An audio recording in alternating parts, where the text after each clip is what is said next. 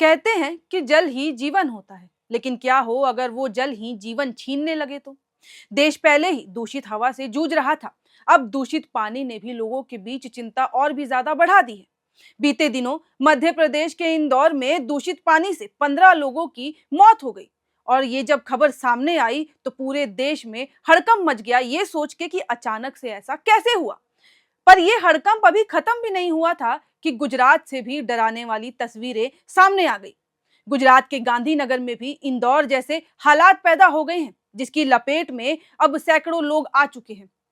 यहाँ भी दूषित पानी पीने से 150 से अधिक लोग बीमार हो चुके हैं और अभी फिलहाल अस्पताल में भर्ती हैं, जहां उनका इलाज चल रहा है।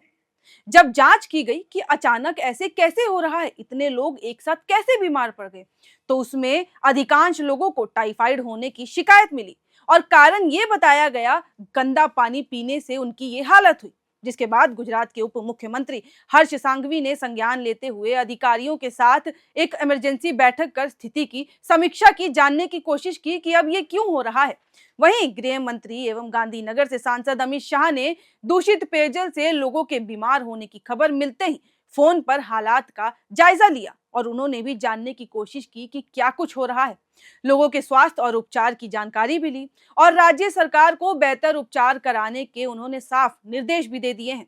वहीं अधिकारियों ने यह भी बताया कि पिछले 3 दिनों में सिविल अस्पताल में टाइफाइड के मरीजों की संख्या में लगातार वृद्धि देखने को मिली है और बाल चिकित्सा वार्ड में तो लगभग 104 से ज्यादा मरीज जो हैं वो भर्ती कराए जा चुके हैं।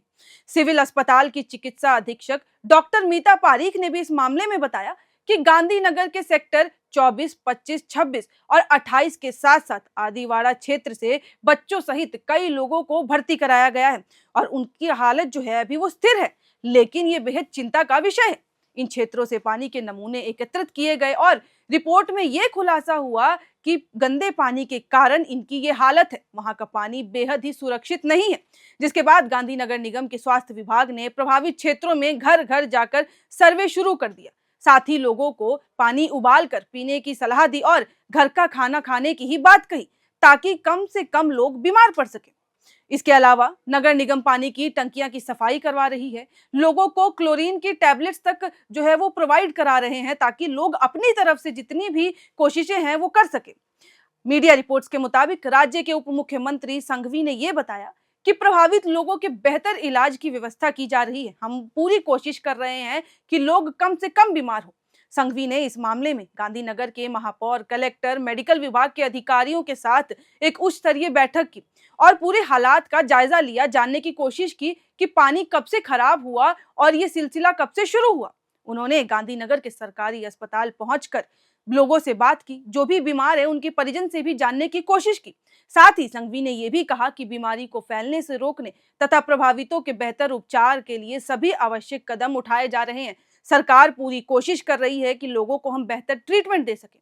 वहीं केंद्रीय गृह मंत्री शाह ने भी फोन पर हालात का जायजा लिया और इस बारे में उन्हें नियमित अपडेट देने की बात कही है। स्थानीय लोगों का आरोप है कि सीवरेज लाइन लीकेज होने से उसका गंदा पानी पेयजल की लाइन में घुस गया और उनके पास जो कारण नहीं था तो वो वही पानी पी रहे थे और जब तक पता चला तब तक देर हो चुकी थी। दूषित पानी पीने के कारण बड़ी संख्या में लोग अब वहां बीमार पड़ने लगे हैं। बता दें कि इंदौर के भागीरथपुरा इलाके में 29 दिसंबर को दूषित ड्रिंकिंग वाटर से 100 से अधिक लोग बीमार पड़ गए थे, जिसके बाद वहां अब तक 15 लोगों की मौत हो चुकी है। इस जानलेवा लापरवाही के बाद इंदौर नगर निगम के आयुक्त को वहां से हटा दिया गया है और कई अन्य वरिष्ठ अधिकारियों पर भी अभी कार्रवाई की जा रही है कि आखिरकार इतना बुरा हाल वहां पे कैसे हुआ। और ये मामला अभी थमा भी नहीं था कि गांधीनगर के सेक्टर 24, 25, 26, 28 में लोगों के बीमार होने की संख्या लगातार बढ़ने लगी और ये खबर जब सामने आई तब शनिवार सुबह तक ये आंकड़ा 100 से पार हो चुका था, जिसकी वजह से वहां पे हड़कंप मच गया। तो प्रशासन हरकत में आया और 22 चिकित्सकों की एक टीम को जांच और उपचार के काम में तुरंत लगा दिया गया। स्वास्थ्य विभाग की अलग अलग टीमों ने प्रभावित क्षेत्र के पानी के नमूने एकत्रित किए और फिर पूरी जांच के बाद पता चला कि पानी दूषित है। उन्होंने उस दौरान 10,000 घरों का सर्वे कर लिया। सोचिए, पानी जो अमृत माना जाता है आज जहर बनकर लोगों के शरीर में दौड़ रहा है और जिस तरह के हालात हैं अगर इसमें जल्द से जल्द कोई सख्ती नहीं दिखाई गई, सख्ती नहीं अपनाई गई तो ये एक त्रासदी में भी तब्दील हो जाएगा, तो इसमें कोई हैरान वाली बात नहीं होगी। इसीलिए ज़रूरी ये भी है कि इसे हम हल्के में ना लें और सख्ती भरा रुख अपनाएं, क्योंकि जो इंदौर में हुआ वही अब सेम टू सेम गांधीनगर में भी हो रहा है। फ़र्क बस इतना है कि इंदौर में 100 लोग जब बीमार पड़े तो उसमें 15 लोग की मौत हो गई और अब गांधीनगर में ये आंकड़ा 150 से पार जा चुका है। 104 उसमें बच्चे भी हैं।